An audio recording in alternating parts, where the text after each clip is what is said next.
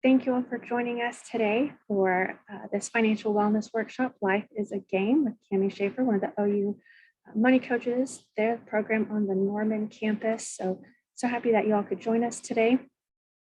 And I'll go ahead and let Cami take it away. Thank you. Thank you so much for having me. Welcome, everyone.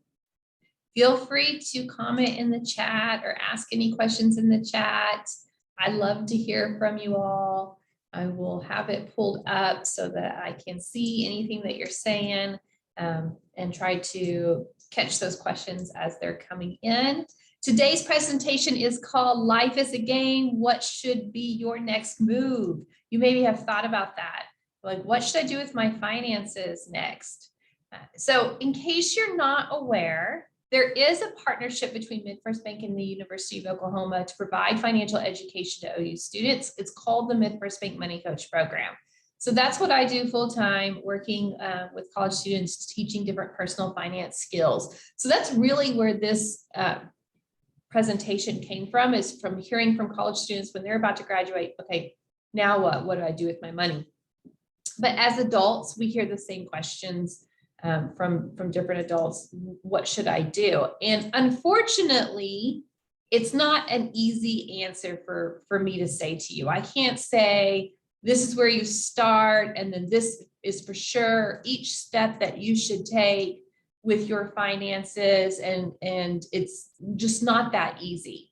Everyone's path is going to be different. I'm going to talk about today different suggestions from different financial educators or personal finance experts. But again, your path is going to be specific to you and what your financial needs are. So I think it starts with knowing your financial goals before you even get started on any type of path, right?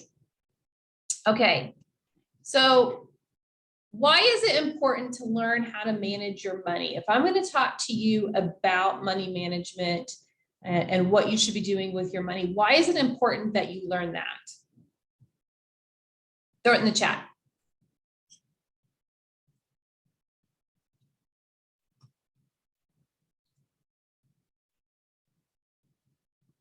By the way, I relate to him so much.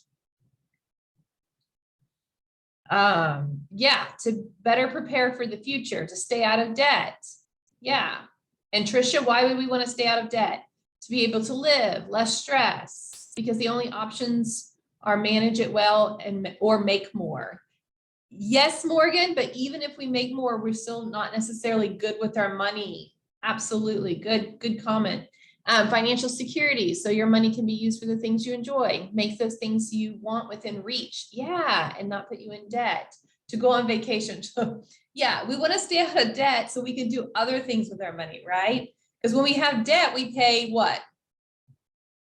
Interest, right? And I don't know about you, I'd rather do things with my interest or with my money than pay interest. What percentage of lottery winners waste their winnings within a few years?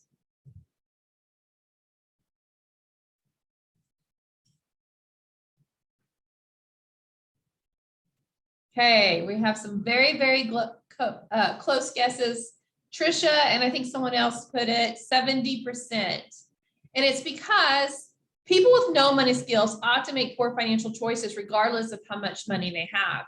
So just because all of a sudden you have a lot of money doesn't make you good with it. It is a skill like anything else, like cooking, that you have to learn, right? And the better you, the more you practice, the better you will get with that skill. So yeah, let's learn how to manage our money, because even if we get a job that brings in more income, we could still have a spending problem, right? Doesn't mean we're good with money. So I would say for everyone, and I told you, everyone's path is different, right? But everyone should start off with good money management skills, which to me begins with budgeting. I feel like budgeting is the fundamental of good money management. If you don't have your spending, your day-to-day spending under control, then it doesn't matter any other like investment or getting out of debt skills that I can teach you, because you're still overspending in other areas. So I always say, start with budgeting. Very quickly, a budget has your income and your expenses, right? Your income is your money coming in, your expenses, that's the money going out. Here is a pro tip: spend less than you make. If you're taking notes, that's like the big takeaway from today, right? Spend less than you make. It is sounds so easy, right, to say that, but it's very difficult to do. In the chat, everyone, tell me, why is it difficult to spend less than you make?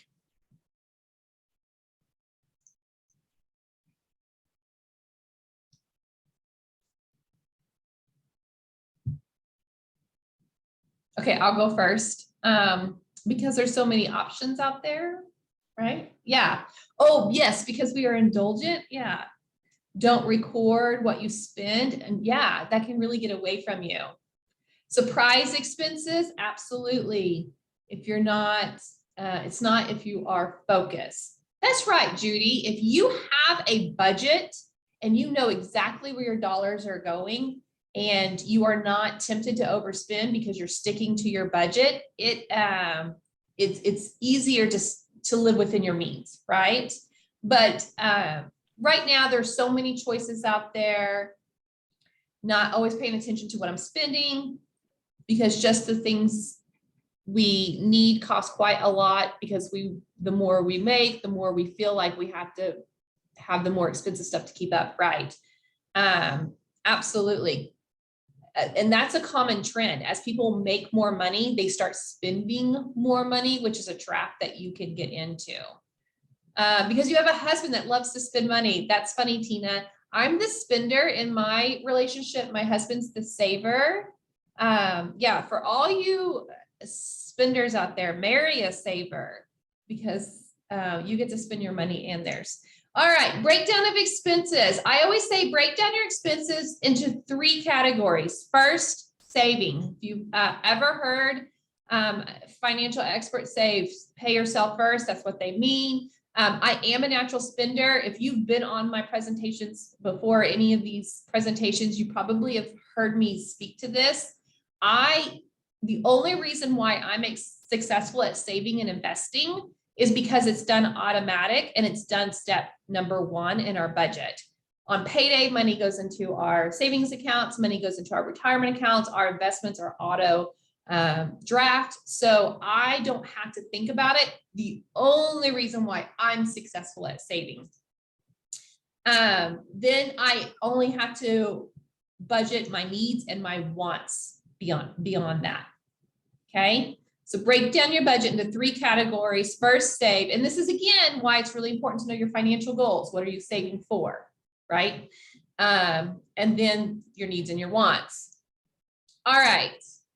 So create a budget that covers all your necessary expenses.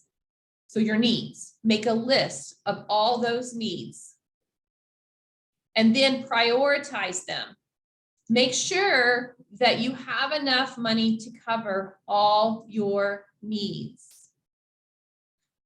Maybe it's something that, yeah, you have to pay rent, but could you find somewhere cheaper to live? That's just one example of something. Income earning expenses, that would be like transportation. Yeah, you may have to have a car to get to a job, but do you need a new car with a car payment, or could a used car that can just get you from point A to point B work?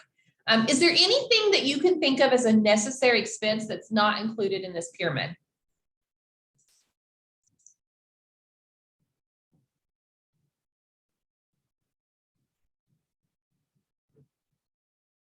Childcare. Oh, I forgot about those days. Absolutely. Utilities. Yes. Emergency fund. Yeah, Susan, we're going to get to that. Absolutely. That's part of that would be a saving goal, right? For an emergency fund, we're going to get to that. Absolutely. Insurance. Absolutely. We always tell students car insurance, renter's insurance, health insurance. Those are the types that we need. Pets. Okay. So, yeah, I mean, for many of us, our pet is a family member, and we would never consider not having a pet. Now, if you don't already have a pet and you're in debt, there are some financial experts who will say, don't get a pet until after you're out of debt because they're so expensive, but that's really up to you and what's important to you, because I want your spending to be aligned with what you value and what's important to you. Gifts for others and Christmas budgets. Okay, so I actually categorize that as a want. You want to gift others. You don't have to gift others. That's just my opinion, but many people, your spending should be aligned with your values and what's important to you. That being said, Susan, I have a gift category in my budget. So I do think it's important, and I do save for that because I save every month all year long for Christmas time, right? So we need to make a list of all of our necessary expense, our needs, to make sure we can cover them, okay? Any non-essential bills would be considered a want, right? Maybe your subscriptions that you have, but any wants that you have, you should be paying in full in cash, and they should only be included if you can cover your necessary needs. What are some non-essential bills that you have every month, but is not a need? I'll go first. Netflix.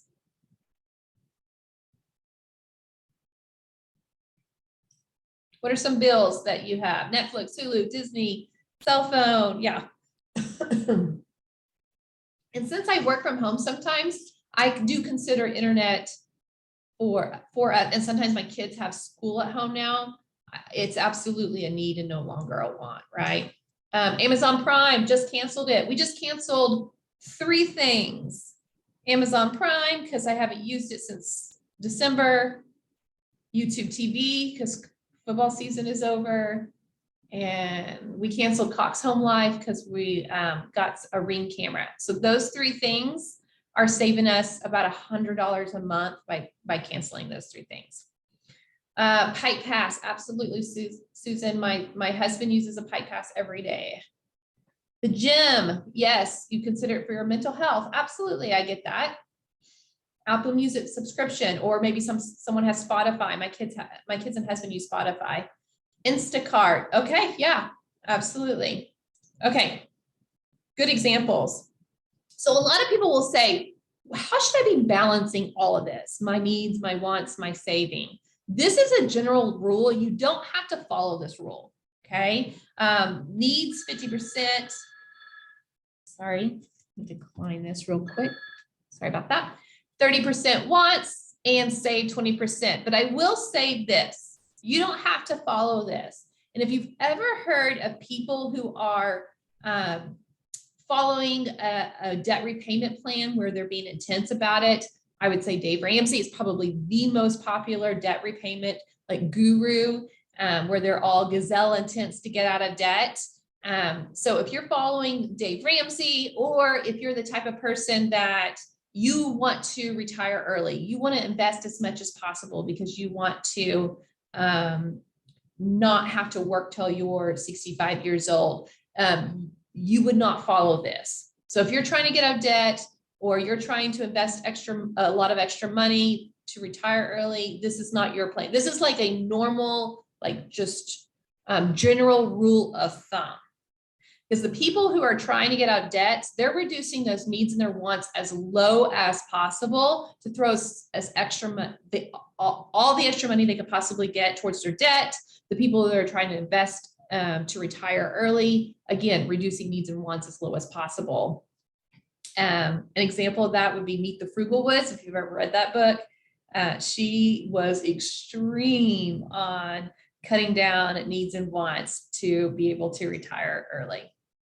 Okay, so no matter what your path is, I feel like everyone should do step 0, have a budget. Step 1 would be build an emergency fund. What are the types of reasons of why you would need an emergency fund?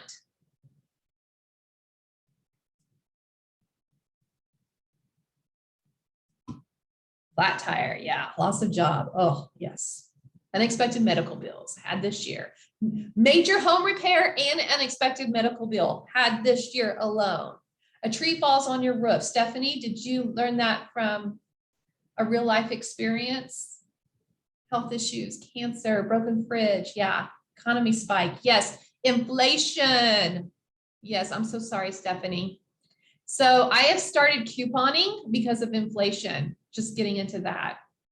Still learning. I may have to do a workshop, a whole presentation just on couponing. Would y'all like that? Tell me in the chat if y'all would like me to create one. All right. Okay, good. All right. So we're going to break down savings into 3 categories: emergency savings, short-term savings, and long-term savings. So emergency fund is something that all financial experts recommend that you have. But you may be asking, where do you keep your emergency fund?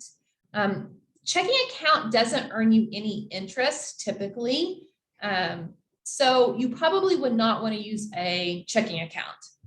A certificate of deposit through a bank, Stephanie, this is going to be turned into a PDF, and yes, it's going to be sent out with a copy of this video.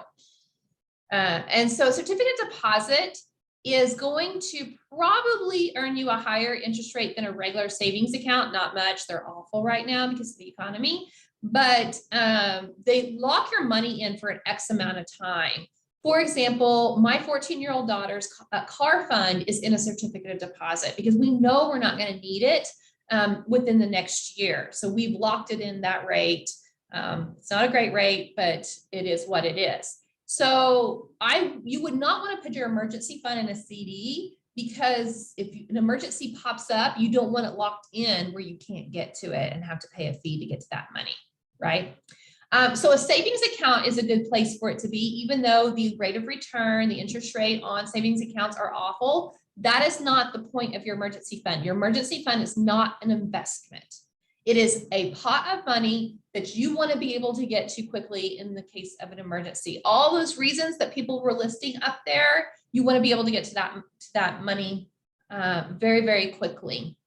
Now, if you have a certain amount of money in your savings account, you might qualify for a premium savings account or a money market account, which would give you a little bit higher interest rate than a regular savings account. So check with your financial institution to see how much you would need to have in a money market to have that higher interest rate. So what we did was we started off with a savings account. As we built up our money, we moved our money over to a premium savings account to earn that higher interest rate for our emergency fund. So yes, savings account, money market, those are the 2 areas that you would really want to have your emergency fund. Now, how much should be in your emergency fund? Well, most financial experts recommend that you have at least $1,000 in an emergency fund, because most emergencies fall within that $1,000. You may have seen this statistic in one of my presentations before, but what percentage of Americans would not be able to cover a $500 emergency expense, according to CNN Money?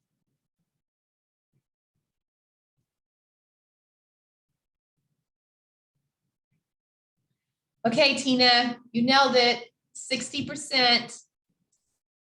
Yeah, so as Americans, we are not great at saving. 6 in 10 Americans could not cover a $500 emergency. So you need to have at least $1,000 or 1 month's worth of expenses in an emergency fund. Now, if you're following someone like Dave Ramsey, he says, have your $1,000 in your emergency fund, and then everything else should be going towards your debt. Always have at least $1,000. And while you're tackling your debt, you are always keeping that $1,000 mark in your emergency fund. Some other financial experts would say, no, $1,000 is not enough. Once you get that $1,000 mark, start saving for 3 to 6 months of living expenses. Because let's be honest, if someone loses a job, $1,000 is not going to help you. My husband's medical emergency this year had to have his appendix removed. We have insurance. We have great insurance, but it did not cover all of the hospital bill and the surgeon bill. So we've had to meet our deductible, which we have a higher deductible, and we chose that strategically because typically we don't have to meet our deductible. But that was way more than $1,000. Car accidents, broken appliance. Our air conditioning unit went out one year, and that was, we had to wipe out our 3 to 6 months of living expenses to pay for a new air conditioning unit. So it's really what you want. Some people say, okay, I'm okay with doing the $1,000 and then trying to tackle my debt as quickly as possible and then build up my 3 to 6 months of living expenses. Some people don't feel safe with just having $1,000 in a savings account. And so they do want that fund to be fully funded before they really start tackling their debt. So you've got to figure out what you're comfortable with, because some of us are more debt averse than others, and we don't want to be in debt. We want to get out as quickly as possible. Some of us need that financial safety, that security of that emergency fund. So figure out what's important to you, but have an emergency fund. Then this is where I am different than Dave Ramsey. So Dave Ramsey says that you should not be participating in a retirement account until your debt is paid off. But I do feel like you should be participating in your employer-sponsored retirement account if they're offering you free money. Do you like free money? Absolutely. Do you suggest having 3 different accounts for these 3, or possibly keep cash at home for any of them? For the 3, sorry, I just went blank. Oh, for the 3 to, are you talking about your emergency fund? Oh, okay. We're going to talk about where to put your short-term and long-term saving goals, that money, later in the presentation. But emergency fund, savings account, I have actually multiple savings accounts because I have multiple saving goals. Plus I have investments for my long-term goals. So you can separate them. It actually helps to have it separated so that you can realistically see what you have. For example, my travel fund and my gift fund are separate than my emergency fund. And the way that I avoid any kind of fee for my bank, actually I have 2 different banks. I maybe have told you all this before. My checking accounts are different than my savings accounts, because when my money is automatically deposited in my savings account, I don't want to be able to easily transfer it to my checking account to spend. I told you I'm a spender, right? So I don't have a debit card or a checkbook associated with my savings accounts. I have to physically go to the bank to use that money. Makes it a little bit harder on me. So yeah, you can have multiple accounts, but the way I avoid any kind of fees is it's direct deposit. So I have direct deposit into all of my accounts, and I don't have to pay any fees for that. No, it's great. Thank you for the question. All right, employer-sponsored retirement account, because a lot of times your employer will offer you free money through their employer match. So we would want you to take advantage of that. So there are different benefits of having an employer-sponsored retirement account. At OU, you have this option. One is that it's payroll deducted, which makes it convenient. Again, the only reason why I'm successful at saving and investing is because it's done automatically. So that payroll deduction is nice. Now, if you work for a for-profit company like MidFirst Bank, you would be offered a 401k, but nonprofit companies like University of Oklahoma would be offered other retirement accounts like a 403b. But the point is you would want to take advantage of getting your employer match, but you do need to know your vesting rules and how much you have to contribute to get your free money. Okay, so when you contribute money to your employer-sponsored retirement account, that is your money. When you leave your company, your organization, you get to take your money with you. The money that you're getting through your employer, called the employer-sponsored match, that is money that they get to keep if you leave before you're fully vested. I believe at the University of Oklahoma, you have to work for OU for 3 years before you're fully vested. That is for sure the case at MidFirst Bank. I had to work here 3 years. Now that I've worked more than 3 years at MidFirst, if I leave, I get to take my money and their money with me to roll over into my next retirement plan. So you want to make sure you're contributing the minimum that you need to contribute to get the full employer match. What do you need to put in to get your free money? I believe I heard yours. Well, I think y'all have a couple of retirement options actually, whereas I just have one through Mid-First Bank. But the one I think with your employer match, I heard it was maybe 6%. But basically, they say, okay, if you'll contribute X amount. Yes, thank you so much, Lindsay, for popping that in.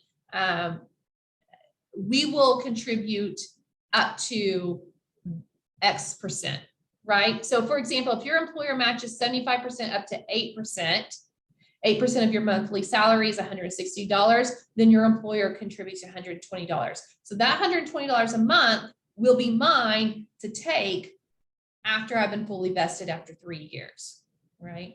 So what I'm saying is, if you are following someone like Dave Ramsey and you're trying to get out of debt, or just trying to come up with a strategic plan to be good with your money, at least get your free money from your retirement account while you're trying to get out of debt. The other reason is, and this is important to me because one, it's free money, but two, I don't want students to think they have to wait 10 years to pay off their student loans to start investing. The earlier you start, the more your money can grow. So this is a great example of that. Jessica starts saving for retirement at age 22.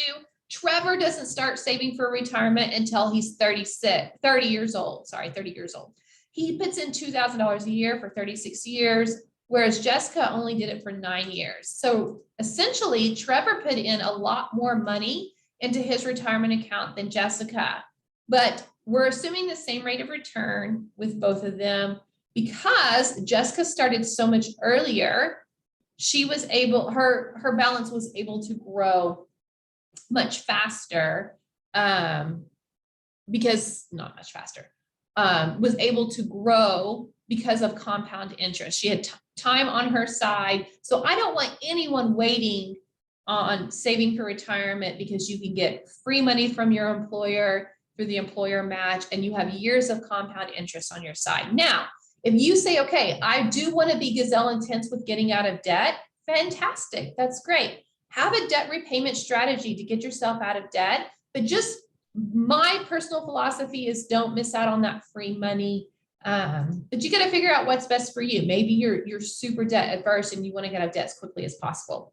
Now, someone like Dave Ramsey, who has a very easy to follow debt repayment plan, if you follow the baby steps, he says pay down all consumer debts except your home, right? All consumer debts, your car, student loans, credit cards, personal loans, any kind of loans other than your mortgage, put them all together, and that is what you are strategically paying off, all your consumer debts. Well, there are some people who say, no, you need to focus on your high interest debt. High interest debt, this says 8%. I would say probably I would even consider high interest debt. Yeah, 7%, maybe even 6%.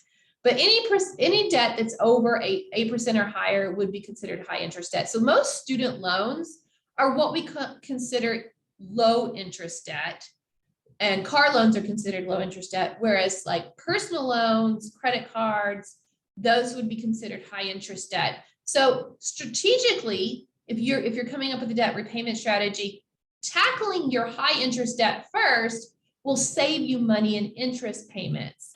But there are different reasons why some people would not want to do that. Why? Okay, why did we separate high and low interest debt? I kind of answered that one already, didn't I? Someone answer this question to make sure I did address it. Why would we separate high interest debt and low interest debt?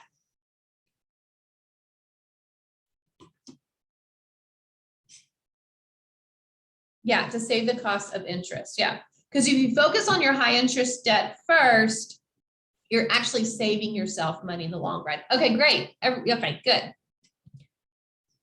Now, there are two popular debt repayment strategies, debt snowball and debt avalanche.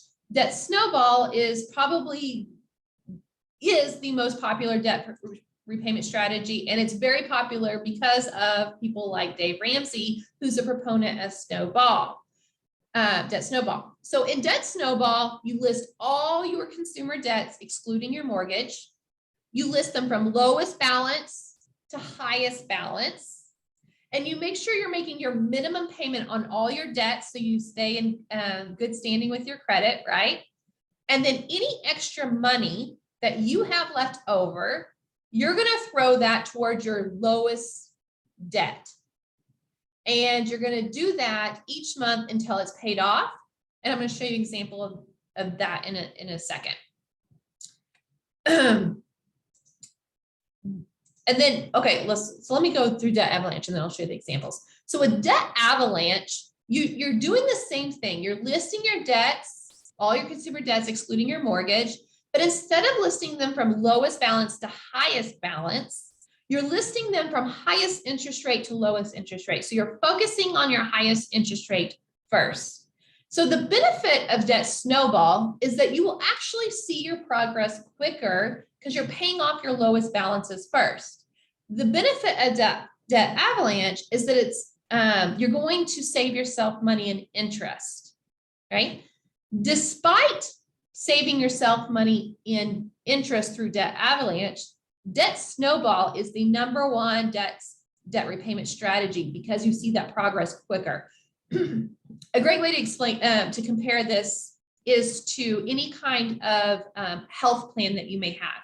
Maybe you're tracking your macros or your calories or the amount of protein you're taking in and how much you're exercising as a health plan to lose inches or lose pounds, right? If you see yourself making progress with your health plan, you're more likely to stay on track, right? Same thing with Debt Snowball. If you see that progress quicker, you're more likely to stay on track.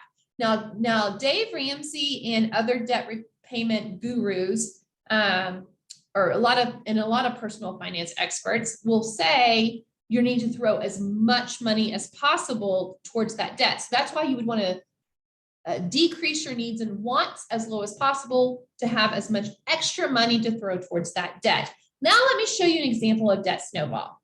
So this is for student loans. Okay, these are the amounts that an undergraduate student could take out all 4 years. And this is their minimum payment. With Debt Snowball, we've listed it from lowest balance to highest balance. In this scenario, you would need to pay $280 per month just to stay in good standing and be on track to pay off your student loans in 10 years, because the standard repayment plan for student loans, federal student loans, is 10 years. Now, let's say you could come up with an extra $100 a month to throw towards your Debt Snowball. Now, Dave Ramsey would want you to come up with more than 100, as much as possible. But let's say you could come up with the extra 100 to throw towards that first debt. You would do that until you paid off debt #1, and then you would take that $155 and throw it towards debt #2 until it was paid off, debt #3, and debt #4. So in this example, you were able to pay it off early by month 90, which is like 7.5 years. Now, if you took that $380 debt payment each month and started putting it into a savings account, in 2.5 years, you would have $11,400. So essentially, by making $100 a month extra payment, you were able to pay off your student loans early and save over $11,000 in the same amount of time it would have been just to pay off your student loans in that standard 10-year repayment. All right, here's an example of Debt Avalanche. Again, we're not listing it from smallest balance to highest balance. Instead, we're listing it from highest interest rate to lowest interest rate. Balances are the same, minimum payments are the same. You come up with your extra $100 each month. Now, instead of paying off debt #1 at month 40, you're paying it off at month 44, then applying it towards debt #2, debt #3, debt #4. So instead of paying it all off at month 90, you were able to pay it off at month 84. So let's do like a recap of the benefits. With Debt Snowball, in this example, you paid over $4,000 in interest, but because you paid it off early in 7.5 years, you saved yourself over $2,000 in interest. Whereas debt Avalanche, you paid less money in interest, you saved more money in interest, and you paid it off faster. So with debt Avalanche, it really is going to save you money and you're going to pay off your debt faster. But here's the thing, both scenarios, you're paying off your debt faster than what you were supposed to, and you're saving yourself money. So if you need debt Snowball to see that progress quicker, to keep you going, then go with debt Snowball. Either way, have a debt repayment strategy to get yourself out of debt faster. I'm going to stop before we move on to see if anyone has any questions before we go on to the next step.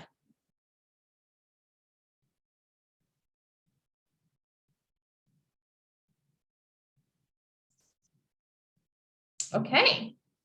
All right, moving on to step 4. Now, I put that step 4 as increased retirement savings and step 5 as saving for short-term and long-term saving goals. But here's the truth. You may be wanting to save for short-term saving goals while you're paying off your debt. And so you may say, okay, for me, increased retirement savings is really step 5. That's okay. Let's just go through this information. And again, you get to choose the path that's best for you. And yes, you can do multiple steps at one time. If you follow Dave Ramsey's baby steps, it's steps, baby steps 4, 5, and 6 are done at the same time. All right, so let's talk about the benefits of increasing your retirement savings. So most financial experts would recommend that you save 15% of your gross income or your pre-tax income. I know one of the options for OU retirement is that basically the 15% is done between your contribution and OU's contribution. So it's very easy to do that as an OU employee, and that's awesome. But some people don't have that option. So maybe if you have another employer in the future that's not giving you the 15%, maybe you need to do that 15% on your own. Now, so for OU, you're going to have like maybe a 403B, and I have a 401k. I can contribute, I think for 2021, I don't think it's for 2022. Maybe it is for 2022. But I think it was 2021, I could contribute up to $20,500 into my 401k. Okay. That's the maximum I'm allowed to contribute.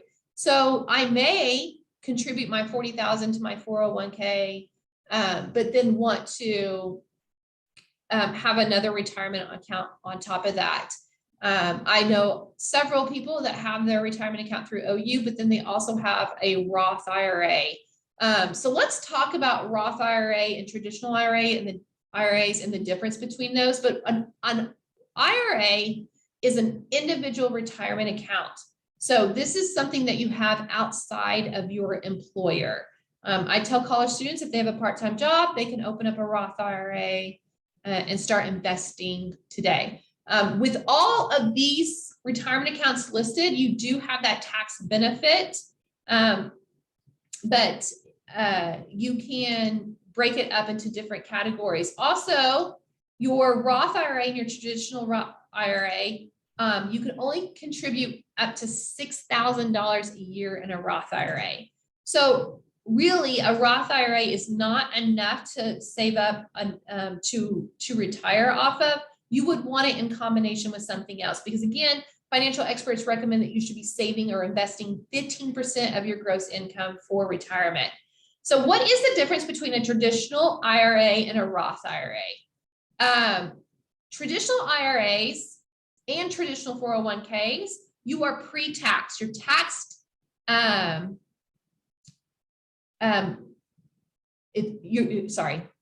It is invested and you have not paid the taxes on it. Instead, you're going to pay the taxes when you withdraw the money.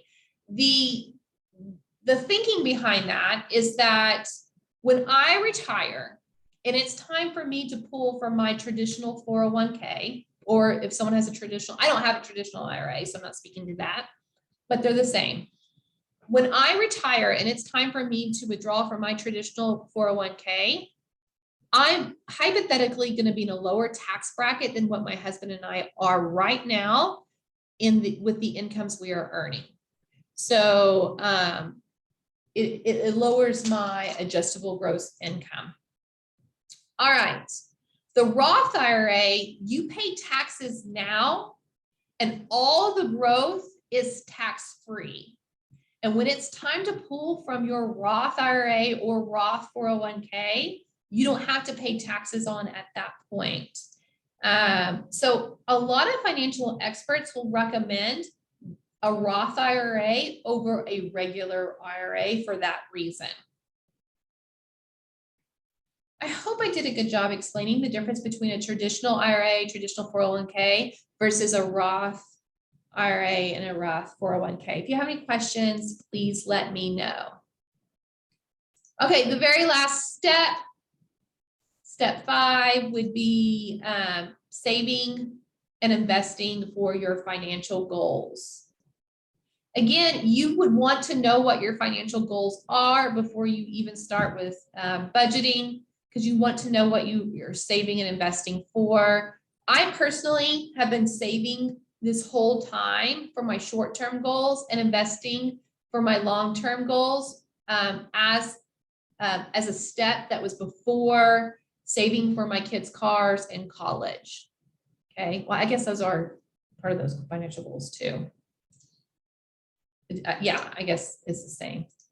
So yeah, I mean, this is not step 5 for me. This has been alongside with step 0, saving and investing. But as we've made more money, we've increased our savings and added investments. I should put it that way. Yeah. Okay, so first you got to know, what are your financial goals? List your financial goals, both short-term and long-term. Some examples may be to build up your emergency fund, 3 to 6 months of living expenses, a travel vacation fund, saving for a wedding, home improvements. Every year, again, my short-term saving goal would be to save for gifts. Maybe you want to save up for a car. Maybe you're saving up for tires for your car. Long-term examples might be saving for retirement, starting a business, college tuition, house down payment. So what a lot of financial experts will say is a short-term goal is a goal that you have that's 5 years or less. What financial goals you have within the next 5 years, those are your short-term goals. What are your financial goals for past 5 years, 6 years or more, right? Those are your long-term goals. And then they would say, okay, your short-term goals, you would not want to invest that money because you need that money sooner. So you might say, okay, I'm going to find a different vehicle to save for my short-term goals. For example, if you just got engaged, you have 1 year to plan your wedding, you have 1 year for that saving goal, right? So probably a savings account for that situation.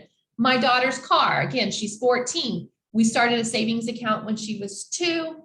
We put money into the savings account each month. Eventually, we took that pot of money, put it into a certificate of deposit. As that certificate of deposit was earning a higher interest rate than a savings account, we could continue to contribute to our savings account. And then when that certificate of deposit expired, we added that saving to the new CD. And then we kept doing that to help build up her car fund.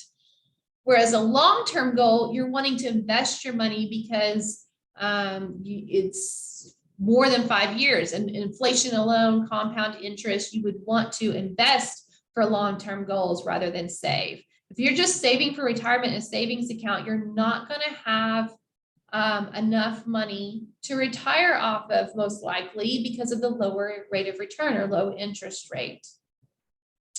All right, so where do you put your money? Part of trying to decide where to put your money is you have to know how much you're willing to risk. Let me check my time. Okay, I'm doing good. For example, money in a bank or financial institution, such as a cash, savings account, certificate of deposit, money market, that is going to be backed up because your bank or financial institution is federally insured. So any money that you have in those accounts up to $250,000 is protected. Okay, so yeah, you would want your emergency fund. You can have a large amount of money in your savings account that's federally insured, that is low risk because you are backed up, but you got that low rate of return. So you have to remember that. Whereas let's go to the far extreme of stocks. Stocks, you potentially have a very, very high rate of return, but it's also very, very risky. Most financial experts will actually recommend that you don't buy and sell individual stocks because of the risk involved with it. I do have one individual, we do have stock in an individual company, but they are what I would consider low risk, and it's McDonald's. My husband received stock when he was 16 in McDonald's. So that is a very low risk because McDonald's is not going to be going anywhere anytime soon. So let's talk about the different type of investment options for your long-term saving goals. Okay, let's first talk about annuity. It's an insurance product that pays disbursements, typically fixed sum for the rest of your life. I would say, unless you're a millionaire, all the books that I have read, all the financial experts that I've listened to would say, don't do annuities unless you are very, very, very wealthy. All right, bond, it's money that you loan to a corporation or government for a low fixed interest rate. So bonds are considered, none of these are federally insured by a financial institution. So you could lose your money, but annuities and bonds are considered safer investments, but you're also going to have a lower rate of return than, say, a mutual fund, an index fund, or just individual stocks. So bonds are considered low risk. You are supposed to be guaranteed a low fixed interest rate. So I have index fund on here. Actually, let me describe what a mutual fund is before I describe what an index fund is. So a mutual fund is a collection of assets held by multiple investors. So you have multiple people going in on this investment. It's usually a combination of stocks and bonds, and there are different types of mutual funds out there. The point that you pay a management fee for a mutual fund because your financial advisor, your financial manager they're trying to beat the market. So let's say whatever the stock market is doing, they want your mutual fund to outperform the stock market. Now that does not always happen. And so you're paying a management fee for that reason, because they're trying to outperform the market. And there are different types of mutual funds. Some are lower risk than others, but these are types of investments for long-term investing goals. Now, an index fund is like a mutual fund. It's a collection of assets held by multiple investors. Again, usually a combination of stocks and bonds, different types of index funds out there. But the difference is you're not paying a management fee because you don't have someone actively managing it, because it's not trying to outperform the market. Instead, it tracks the market. So you may have heard of the S&P 500. Whatever the S&P 500 is doing, your index fund would be tracking that and most likely doing the same thing that the S&P 500 is doing. So there are a lot of financial experts that say, don't invest in individual stocks and bonds. Don't invest in risky investments. Don't invest in things you don't understand. But a lot of financial experts will recommend that you invest in mutual funds and index funds. So with those retirement accounts that I was talking about earlier, okay, let me go back. Hold on. I have so much to say. It's so exciting. Okay, so a stock is a share ownership in a company. So I always tease my children that we own part of McDonald's. We don't, but you know what I mean. So we have stock in McDonald's, and you can buy and sell individual stocks in different companies. Okay, so again, you have the potential to have a very high rate of return with stocks, but you also have the potential of losing all your money, right? Okay. So with all of these investment options that I'm listing here, one, I want you to understand they're not federally insured, so you can lose your money. Two, I want you to understand that Dang it, I just lost my train of thought. What was I going to say? I have so much to share and I can't even organize all my thoughts in a clear way. Okay, what was I going to share? Mutual funds, index funds, and stocks. Oh, I know what I was going to say. Got it. All right, so your retirement accounts are tax advantage, right? Your retirement account has the potential of having a high rate of return, just like a mutual fund, index fund, and stock, but you have that tax advantage. With these investment options, your growth, your capital gains is taxed. Okay, so when I talk to you about investments, long-term investing goals, with your retirement accounts, you'll want to invest in your employer-sponsored retirement account, or maybe like a Roth IRA if you want that in combination with your employer-sponsored retirement account. But this really is for long-term goals. This is not really for in retirement, because you can't withdraw from your retirement account until you reach 59 and a half. Your 401k money, you can't get that till you're 59 and a half, right? Whereas this, you can access before that. So let's say you're saving up for your kids' college, right? Well, you'll need that money most likely before you're 59 and a half. So you could invest in something like this for your kids' college. You could also invest in something like a college savings account for your kids' college. That's what we do. Our kids' college savings accounts are through Oklahoma. So we get a state income tax advantage, which is nice. And it's that higher rate of return because it is an investment. It's like it's a target date fund. So it's based off when we're going to need that money. For example, my son is 17. So he is in a very, very conservative target date fund because we are going to need that money in a year and we don't want to lose that money in the next year. Your retirement accounts will work the same way.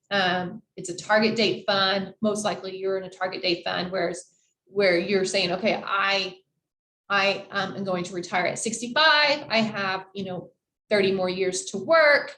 So as you approach retirement age, your retirement account is going to be in a more conservative fund. What do I mean by conservative? For example, let's take these mutual funds, combination of stocks and bonds. It's going to be more conservative stocks that are not as risky, like McDonald's, and more bonds in your investment. Someone that is 20 years old, 25 years old, just graduated, got a job, their target date is much farther away. And so they have many years to work. So probably more stocks, less bonds, and they have the time to ride out the ups and downs of the stock market. So invest riskier stocks. Okay. And really, I have oversimplified a lot of this stuff. Please know about that. And please understand that it's not as simple as I'm making it sound to be. But I do try to oversimplify things just to make it easier for you to understand. And then you can take that and build on your knowledge. Again, this path is different for everyone. Yours, you may be doing multiple steps at one time. You've got to figure out what's best for you. What are your thoughts about high yield savings accounts? That's like a money market is a high yield savings account where you have to have a minimum amount in there. So your emergency fund, once you hit that, that's what you would want in there. Your short-term saving goals could be in high yield savings accounts, but your long-term investments, no. You're welcome. Great question. Are there any other questions? Go ahead and throw them in the chat or unmute yourself if you want.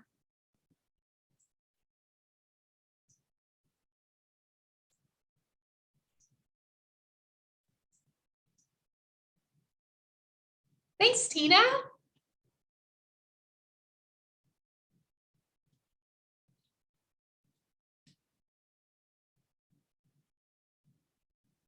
Any other questions? Thanks for joining.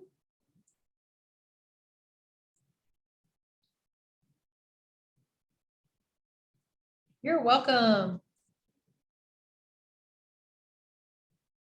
Oh, I meant to give you my email address. I know some people have already hopped off. Here's my email address. If you have any questions that you don't want to share in front of everyone else, you can email me. And maybe it's something that has nothing to do with what we talked about today. Maybe it's overbuilding credit or something like that, or taxes. I can give tax advice. Absolutely. Thank you so much, Cami. And yes, I'll send that follow-up email to attendees. So you'll have the link to the presentation, the slides, and Cami's email address for any questions that may pop up following this. So thank you guys again. Thank you, Cami. And hopefully you can join us for our next presentation. The next one next month is the FIRE one for retirement. Isn't that right? Yes, retiring early.